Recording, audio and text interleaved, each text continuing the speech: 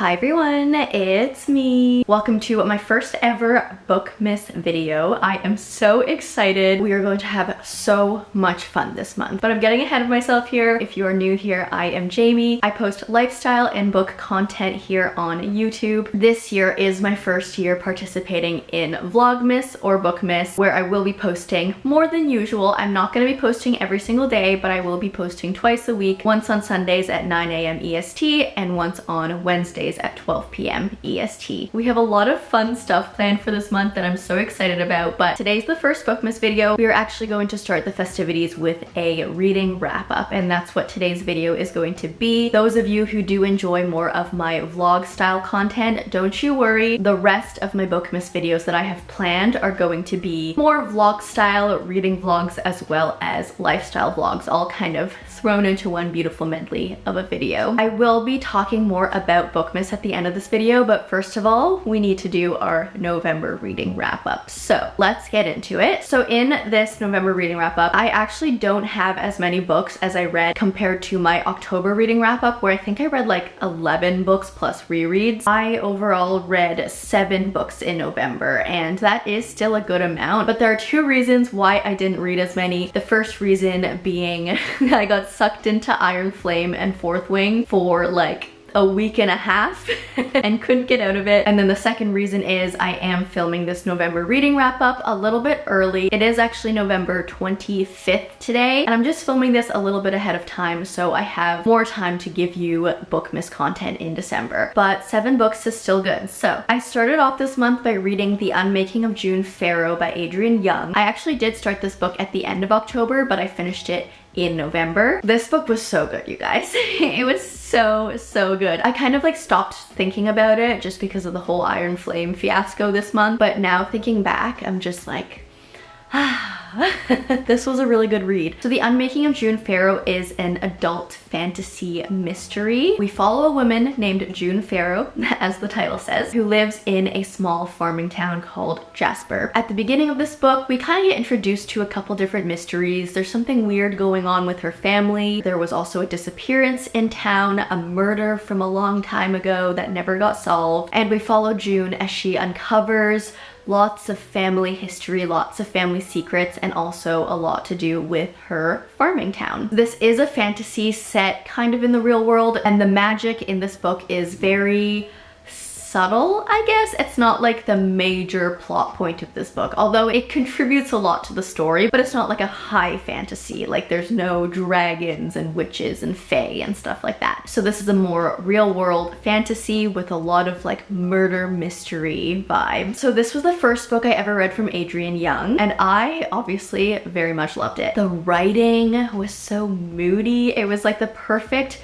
fall cozy read. And I say cozy, but it wasn't like happy-go-lucky cozy. It was like moody fall crunchy leaves vibes cozy. This was one of those books where you're reading and you can just picture everything, and I don't even think this book was set in fall. I think that this book was set in like the spring and the summer, but for some reason I got fall vibes.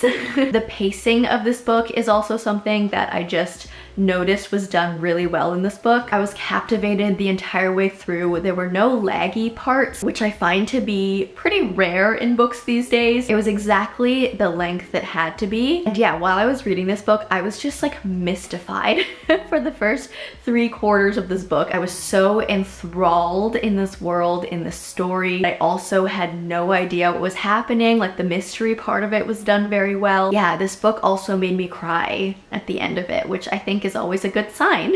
So yeah, highly recommend The Unmaking of June Farrow. Next, I read Emily Wilde's Encyclopaedia of Faeries by Heather Fawcett. This was more of a historical fantasy, much more magical than The Unmaking of June Farrow. In this book, we have a whole made-up magical world. We are set on Earth, I believe. Like certain countries on Earth are mentioned in this book, but it's like a magical version of Earth where there are fairies and sprites and lots of magical creatures. So in this story, we follow Emily Wilde, and Emily is a professor from Cambridge who studies fairies. She's kind of an awkward person. She's not very social, but she seems to be just this very, very smart person. We follow her as she goes to this Scandinavian village. I'm not even gonna try pronouncing the name of it, but I believe it's also a made-up village. And she's there to study some fairly unknown species of fairy to write her encyclopedia of fairies that she has been working on for years and years and years. She arrives, she meets the people in this town, she gets to know some of the fairies that live there and the different types of fairies that live there. There's a whole other fiasco and debacle, and this is actually the first book in a series. So the way this book ends, there's definitely more to be said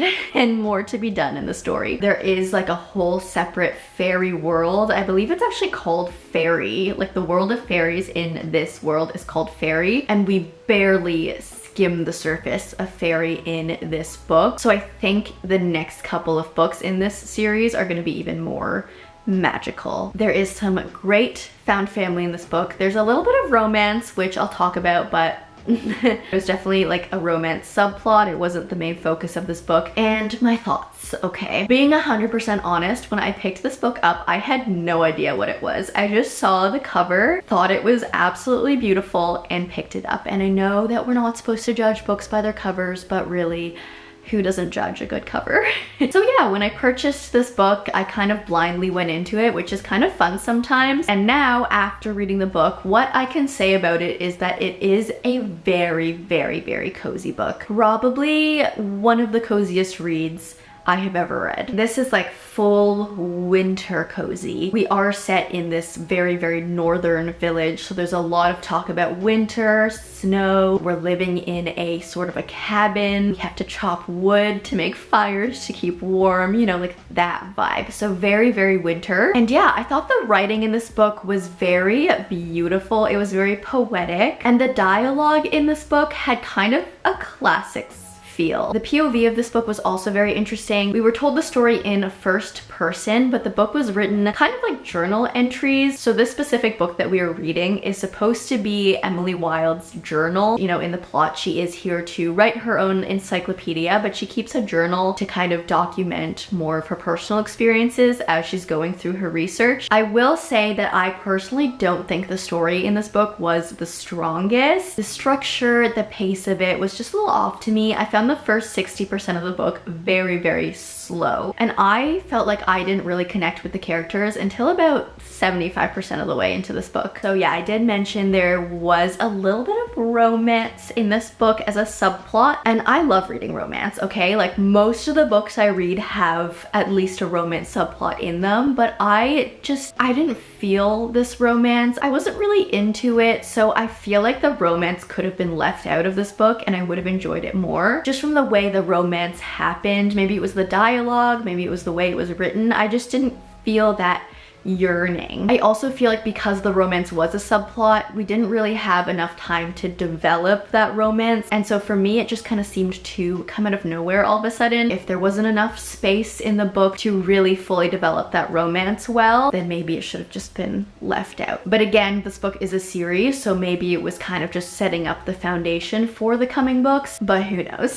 Overall, I thought this book was cozy. The vibes were really great for cuddling up and getting cozy, making a nice hot tea and just settling in and going into this world. But overall, the story just didn't really do it for me, and because of that, I don't think I will be continuing this series. We never know. I read a lot of books, so one day I might just get inspired to pick it up, but as of right now, I'm not like itching for the sequel. Okay, third book I read actually was kind of similar, and that was the Witchwood Knot by Olivia Atwater. I actually did receive an ARC for this book, so I'm very grateful for that, but this is a gothic fantasy. This book actually releases November 28th, so it releases in a couple days. By the time this video is up, it will be released. But okay, here we follow a Winifred Hall who is on her way to start her new job working and living at the Witchwood Manor. She gets a job as a governess, and when she arrives, she immediately realizes that this manor is not any normal manor. It is haunted by many, many ghosts, many fairies, and there's a lot of magical history in this manner. And similar to Emily Wilde, Winnie in this book is somewhat of a fairy genius. She knows a lot about fairies. She has been trained to learn how to deal with them, learn how to interact with them in a safe way, and a lot of this comes into play throughout the story. So yeah, we follow her as she uncovers what truly is going on in the Witchwood Manor. This book was like a Victorian Gothic fairy tale, and I actually really enjoyed this one. The story was really interesting. The setting in this book was great. The detail that went into describing all the furniture, the walls, the manor, like all the details were really, really great. I could totally picture exactly where we were at all times in this book. There was also a romance subplot in this book. Honestly, I didn't know how I felt about this romance at the beginning of the book. I sensed it coming. I knew it was coming before it kind of came into fruition, and I was a little iffy on it throughout the book, to be honest, but at the end, you know, during the big climax of everything coming together, there was a very intense moment, and I just realized, I was like, it's like, oh my gosh, I am rooting for these two. So it kind of caught me off guard unawares, and I was like, oh, maybe I do like this romance. So yeah, overall, really good read. Definitely recommend this book also for a fall winter vibe, and I loved it. The Witchwood Knot. Okay, so after the Witchwood Knot, this is when I got sucked up into Fourth Wing and Iron Flame. So I did read Fourth Wing kind of around when it came out. I think I read it in June or July. I can't remember exactly. And so on November 7th, was it November 7th, I believe, the release date of Iron Flame, I was ready for it, okay? If you guys have not heard of Fourth Wing, this is a new adult fantasy romance by Rebecca Yarros, and Fourth Wing just kind of like became this huge sensation. It blew up, it was topping all the charts, everyone was going crazy over it, and one of the big things from Fourth Wing was that it left you on this huge cliffhanger. So a huge group of us who had read Fourth Wing were just waiting on this huge cliffhanger for, I don't know, it wasn't even that long, it was several months for Iron Flame to release, so we could finally get off the cliff. I am not going to talk too much about my experience reading Iron Flame and Fourth Wing because I do have a full reading vlog up on my channel. So if you haven't watched that, go and watch it. It's a really entertaining video. I cry, I go through a whole roller coaster of emotions. It's pretty intense. But yeah, I did reread Fourth Wing this month just to prepare for Iron Flame. And then after I read Iron Flame, I was just like sitting in it. I couldn't get over it, so I just continued to reread it and reread it and reread it for a week and a half. So yeah, go watch my Fourth Wing and Iron Flame reading vlog. But once I finally managed to move on, I was like, I need a good book to move on to, because if I read a book and it's only mediocre, I'm going to fall into a reading slump. So I picked up Six of Crows by Leigh Bardugo, and I've been wanting to read this book for so long. I know I'm kind of late jumping into it. This book came out in like 2015. So Six of Crows is a YA fantasy. This is the first book in a duology, and this duology is set in a universe called the Grishaverse, which I'm actually not very familiar with. So in this universe, I believe it's Shadow and Bone. That is the first series written by this author in this Grishaverse, and then Six of Crows is supposed to come after that. So yeah, I actually did go into Six of Crows without reading Shadow and Bone first, which honestly may have been a mistake. I did do my research, I did look it up, and there were kind of mixed opinions I found from different people who recommended different things. So some people were like, Six of Crows can definitely be read as a standalone, you don't need to read Shadow and Bone first. And then some people are like, no, you need to read Shadow and Bone first so you get all the backstory, you get all the world building ahead of time and stuff like that. I feel like I've just seen too many mixed reviews of the Shadow and Bone series that I don't know if I want to commit myself to a whole series that's mixed reviews, you know what I mean? So plot summary first. Six of Crows, we follow Kaz Brecker, who is a gang leader who makes a deal with a very rich, formidable, highly revered person in society, it seems like, to take part in a deadly heist and recover a prisoner. And if he does this, he will receive a huge sum of money and he will just be rich beyond all his wildest dreams. So he gathers a group of somewhat misfits with all sorts of different strengths, histories, backgrounds, and they go on to take on the powerful Ice Court. On this journey, we uncover all sorts of things from the past. Old flames spark up. We have a lot of self-discovery or realization. Yeah, a lot happens.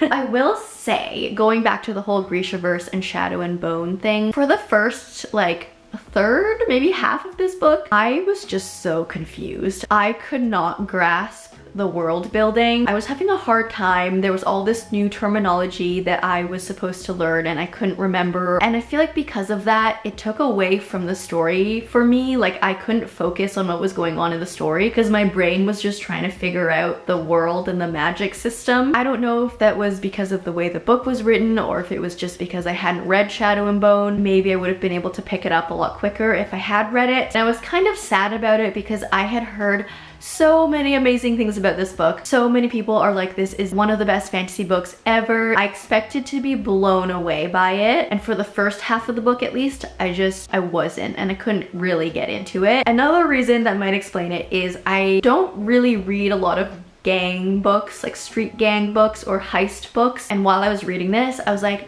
maybe heist and gangs aren't my thing. But all of that being said, I feel like Leigh Bardugo is such a great author because she did end up making me enjoy this book. By the end of the book, I was really rooting for all the characters. I was finally starting to like them, love them, get attached to them, and really root for them. And overall, I did end up enjoying it, and I am excited to pick up Crooked Kingdom, which is the second book in this duology. I just feel a little bit let down because I really hoped to love this book. I thought this book would be one of those books that make it up into my hall of fame of favorite books where I think about it all the time. The characters stick in my head forever, and for the reasons I talked about, it fell slightly short of that. But I still have hope. I am going to pick up Crooked Kingdom. I literally have it in my shelf waiting for me, and maybe after I read the sequel, I will be obsessed.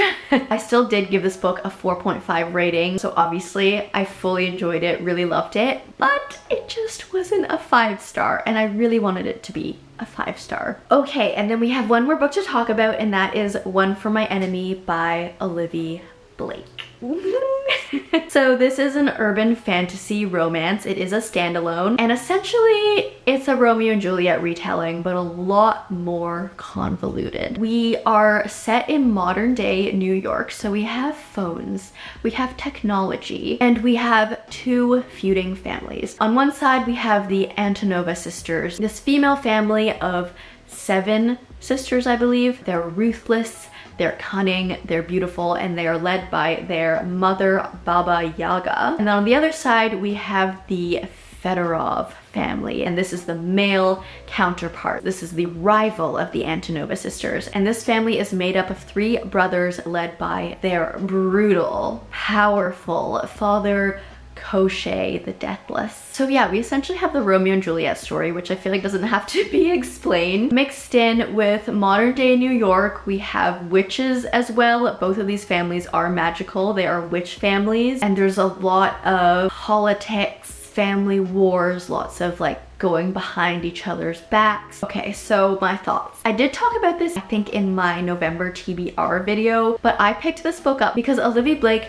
is a writer that I so want to love. I previously have read The Atlas 6 from her, and I have also read Alone with You in the Ether, and those 2 books had so much potential to be so great in my eyes, and they just kind of both fell flat for me, but something about Olivia Blake continues to draw me in. So okay, obviously we have a Romeo and Juliet story here, so we have the forbidden insta-love, and usually I don't like insta-love, but I didn't mind it in this book, okay? I actually loved the first half of this book. I was eating it all up. I was loving it. But in the second half, things just kind of went off track. Storylines just started to get a lot more convoluted and complex, but not in a good way. I feel like things were happening that shouldn't have been happening, or they weren't being explained. We do have some magic in this book, obviously, because we're talking about witch families, but a lot of the magic just was not explained at all. Things were happening that I was like, how did that happen? So there were just a lot of plot holes in the magic system. I also feel like a lot of the stuff that was happening could have been edited out to make room to explain more of what actually was important to the story and that was happening. So yeah, I think in my personal opinion, the story could have been simplified and then explained better. All these things were happening and it was like I was getting whiplash. So yeah, I keep trying hard to love Olivia Blake. I will say I think One for My Enemy is so far my favorite book from Olivia Blake, so there's that. If I had just read the first half of this book and stopped there, I would have been like, yes, this is what I've been wanting. But yeah, it just kind of tumbled down in the second half for me. I will keep trying though. I will. The next book she releases, as long as it's not like a continuation of the Atlas 6 series, because I don't want to keep reading that series, the next standalone book she releases, I guarantee I will still pick it up. But anyways, those are all the books I read in November. I am currently filming some of my bookmas content, which is really exciting. So the rest of my videos for this coming month, I will be posting twice a week. My videos will be reading vlog and lifestyle vlog style, and each video will have a different reading theme or challenge attached to it. I know a lot of you want to read along with me, and I couldn't think of the best way to do that because I do have a lot of bookmas planned, but some of the books still require the act of like choosing the book. Like I didn't plan a TBR. For some of the books, the choosing is kind of out of my hands and it has to be done closer to the date when I'm reading them, which I don't know if that makes sense, but you'll see. I don't have an exact TBR for you, but I think what I'll do is for my bookmas videos, in the comment section, I will make a pinned comment that lets you know what book I will be reading in the coming vlog. So if you want to, you will have a couple days to pick that book up and maybe start reading it or finish reading it depending on how fast of a reader you are. And then we can kind of go along on this journey together. But yeah, I hope you enjoyed this video. So much fun to come, you guys. I hope you're loving the book content and the lifestyle content, and if you are loving it, please leave me a like and a comment. If you don't know what to comment down below, let me know if you read any of the books that I talked about in this video and what you thought about them. If you like me, subscribe, do that bell thing, and I will see you in the next one. Bye!